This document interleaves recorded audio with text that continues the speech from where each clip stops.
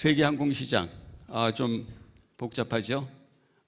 하여튼 뭐 500조 정도 된다고 그러더라고요. 500조 뭐 우리나라 예산도 500조 정도 되는데 뭐 아주 큰 시장은 아닌데 자동차는 뭐 3,000조 뭐 이렇게 되고 하는데 아주 큰 시장은 아니지만 상당히 나름대로 의미가 있는데 이 중에서 보면은 군수하고 민수를 보면 거기다가 군수가 많다 이렇게 이제 하고요. 특히 헬기 산업이.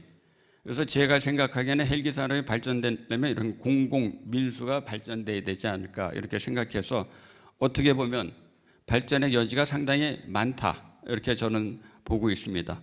물론 군수도 지키면서 군수를 줄이자는 게 아니라 민수 공공 민수를 많이 하자 이렇게 하고 있습니다. 근데 여기 보면은 전 세계 이제 이게 뭐 500조가 될지 하여튼 요 사이인데요. 지금은 뭐 700조 뭐 이상 되겠죠. 근데 보면 전체적으로 747 같은 민항기가 뭐 100조, 200조 정도 수준이더라고요.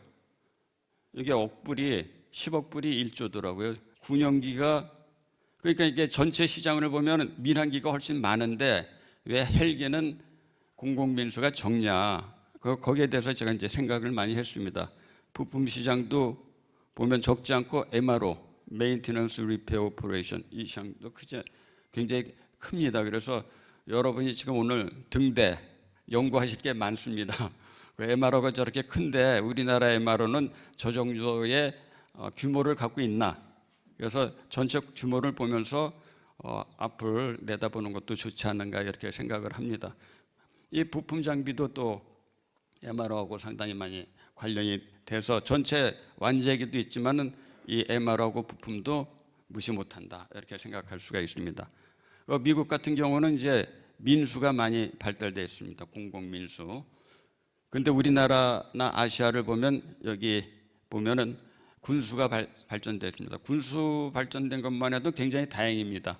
근데 이걸 여기서 끝이지 않고 군수를 바탕으로 해서 민수를 어떻게 치고 나갈 것인가 이게 우리 본부장님의 고민이 아닌가 이렇게 생각을 하고 그 해법을 같이 찾도록 하면 좋겠습니다. 예측은 이제 10년 하지만은 이 사이에 2015년도 보면 이걸 추월을 하고 있습니다. 그래서 왜 예측보다 더 실질적으로 발달을 하는가? 우리가 헬기를 몰라서 예측을 못하는데 실질적인 거는 아주 쓸모가 많다. 그래서 가능성이 많이 있다 이렇게 볼 수가 있습니다. 조금 오래된 겁니다. 관용 헬기에 대해서 관심이 그때는 수출하고 관용 헬기입니다. 관용 헬기가 이제 민수 분야이기 때문에 그래서 뭐 컨트롤 타워가 없다. 뭐 소방청도 있고 산림청도 있고 경찰청도 있고 해경도 있고 누가 총괄할 거인가. 그러니까 각각 여러 기종으로 다 이렇게 각계 전투해 갖고 아구스타 웨스트랜드 뭐 이렇게 갖고 다 했는데 그러다 보니까 여러 가지 문제가 노출된다.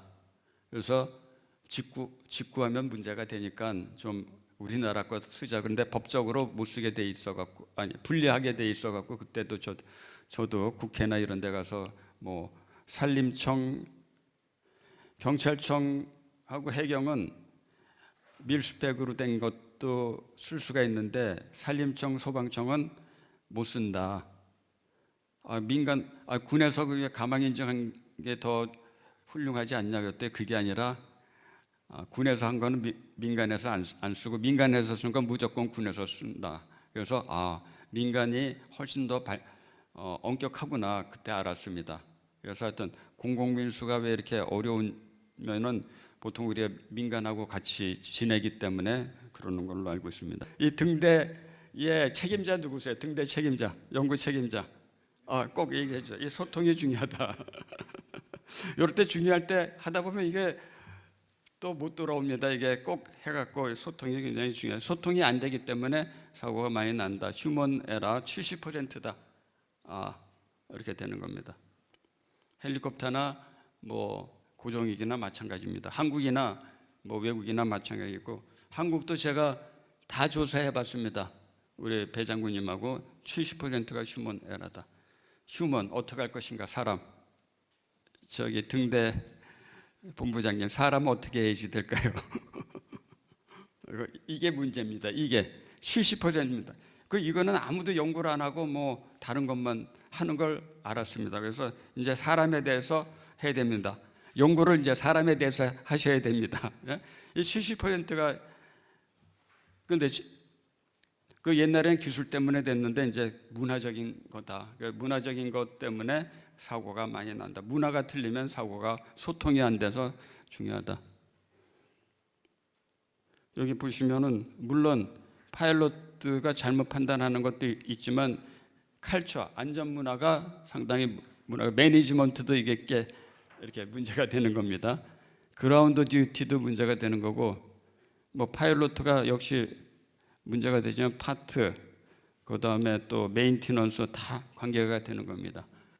그래서 앞으로 마지막으로 관용 헬기 기존 단수나 이건 뭐 의례적인 상투적인 얘기고 왜냐하면 공용화 공동 훈련 시뮬레이터 비싼 걸 해갖고 같이 쓰자. 누가 기치를 들어야 된다.